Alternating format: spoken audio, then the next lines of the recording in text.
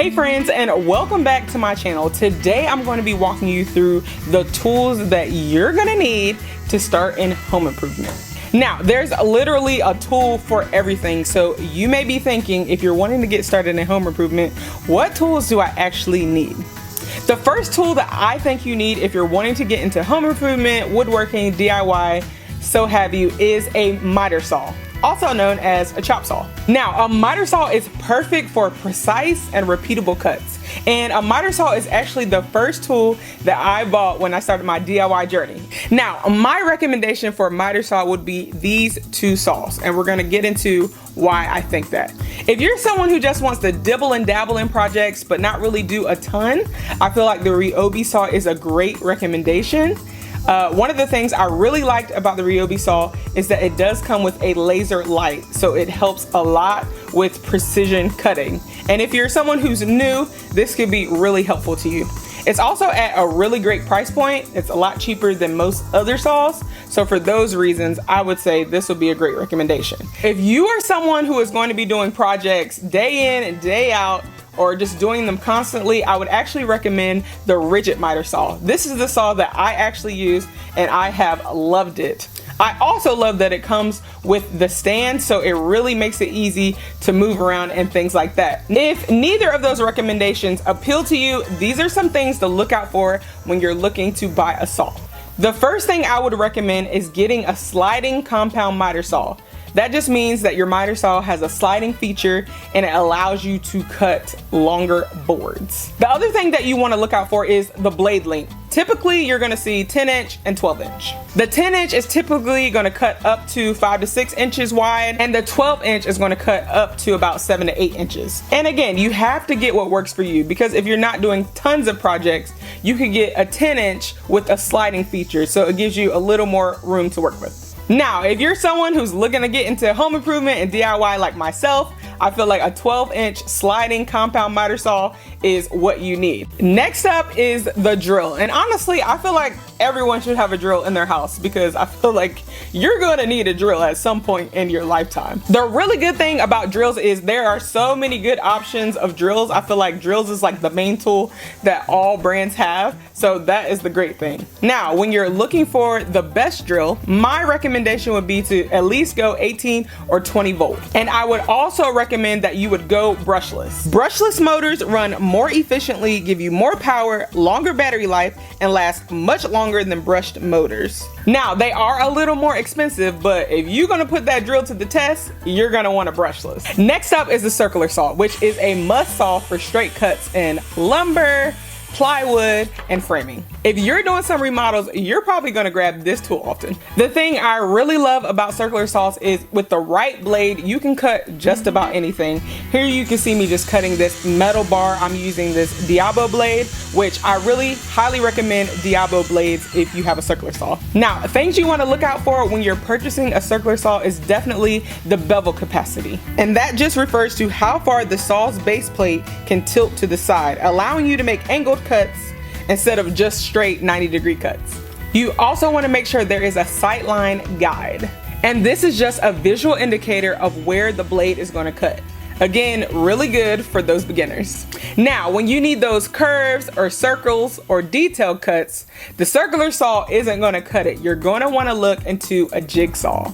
And this is actually one of my favorite tools. I use it a ton. Now, this is great for countertops, cutouts, or decorative objects. My top recommendations are the DeWalt or the Ryobi, and I get so much use out of these jigsaws. Now, things to look out for when you are purchasing a jigsaw is making sure that it has variable speed, so you can control how fast it goes up and down instead of having just one fixed speed.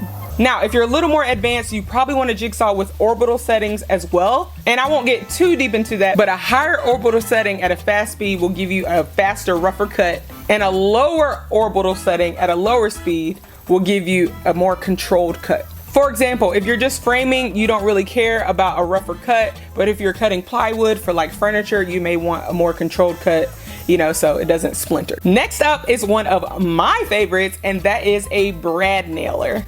I do a lot of wall trimming projects and I get a lot of use out of the brad nailer, so it definitely does me good. Now, when looking for a brad nailer, you want to decide between pneumatic and cordless. I feel like these days cordless is definitely more and more popular. When I first started, a lot more people use pneumatic. I feel like I see a lot more people using pneumatic on like job sites and things like that, and DIYers using cordless. So it's really up to you. Pneumatic is going to be a lot lighter, but it does require a compressor. I particularly like the cordless because, you know, it's easy, you can take it wherever, and it's just easy to use. But I have used pneumatic as well. I have a compressor and pneumatic nailers, so it's really up to you and what you like. Now, my two recommendations for a brad nailer would be the DeWalt brad nailer and also the Ryobi. Now, let's talk about that a little bit. Now, again, if you're a beginner, the Ryobi nailer is a great starter brad nailer. It was actually the one that I started off with first. But if you are somebody, again, who's going to be doing those projects like me day in and day out, I would recommend the DeWalt brad nailer. It is a little more expensive, of course, but it definitely is more reliable. For example, if I'm just doing a regular project where I'm just nailing things in the wall, I don't mind using my Ryobi because I know it will get the job done. But if I'm doing things like trying to angle the nail gun and things like that, the Ryobi is known to jam. I've had a lot of instances where I'm trying to get that nail in at an angle and it'll just jam on me, but with my DeWalt, it works just fine. So again, it's all in what you're doing and you know what you have the money for. Now, those are the top tools that I feel like are a great start if you're wondering where should I begin when buying tools. I know there are so many tools, so I just wanted to go down that list. But there are tons of tools that I use to do home improvement. Honestly, it is an investment to build your tool shop, and I feel like you're only as good as the tools that you have. So I just want to go through a couple of tools that I also use on a consistent basis that I feel like are worth buying. Once you kind of build your tool set and get those first couple that I mentioned, these are some other notable tools that I think are great. First up is a laser level. I use a laser level on almost all my projects, and if you're looking for precision in your projects, this is a great tool to have in your tool bag. Next up would be the Sawzall or reciprocating saw. Now, I've cut a many tubs using this tool, and it definitely comes in handy with whatever. I've used it for all sorts of things, but this is definitely a great tool to have when you're doing home improvement and things like that. Next up would be the hammer drill. Now, if you're into remodeling bathrooms and kitchens, things where you're going to be pulling up tile and floors, you definitely want to consider this tool because this thing has gotten a lot of a use. I know that you could just use a crowbar and a hammer to get up floor, but honestly, I'm not trying to work that hard. Work smarter, not harder. Next out would be a Craig jig. Now, this is geared more towards people who want to do like furniture and woodworking, but this is an excellent tool for beginners, an excellent way for joinery and putting wood together. Anytime I do custom built-ins, I always use the Craig jig and pocket holes. Now, this one definitely isn't necessary, but I just love it, so I have to mention it, and that is the track saw. I absolutely love having a track saw. For the longest time, I didn't have a table saw, and I just used my track saw. I built this custom closet all from using this track saw. It is really nice to have. It's not a need, but it's kind of one of those things where like, if you have the money for it, it would be great to have. So I just wanted to mention that. And we can't forget the sander, because trust me, if you're doing any kind of woodworking project or working with wood, you're gonna need a sander. And trust me, sanding is one of the most important steps for a great finish. So don't leave that out. And we can't forget the shop vac, because having a clean area is always the best work environment. Hopefully something I said here today will help you in your quest in building your tool collection. And all of the recommendations that I mentioned in this video will be in the post in the description. So be sure to check that out for all the recommendations, and don't forget to like and subscribe for the next video. All right guys, later.